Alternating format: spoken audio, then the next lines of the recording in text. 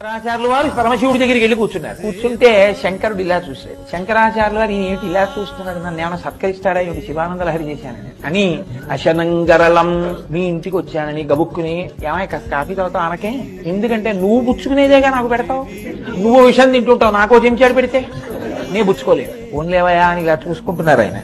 రాజులు సంతోషిస్తే ప్రభువులు మెళ్ళో హారం తీసి వేస్తారు. ఫణీకలాపో నాకేమి హారాలు అవి ఇవ్వకండి, ఎందుకంటే మెళ్ళో తీసి వేస్తారేమో, ఓన్లే అని ఇలా చూస్తున్నారు. బట్టల జత పెడతాడా ఏమిటి, బట్టలు పెడతాడు. వసనం చర్మచా ఏనుగు చర్మం కట్టుకుంటావు, నాకు పెట్టకండి ఏం బట్టలు, ఇలా చూశారు.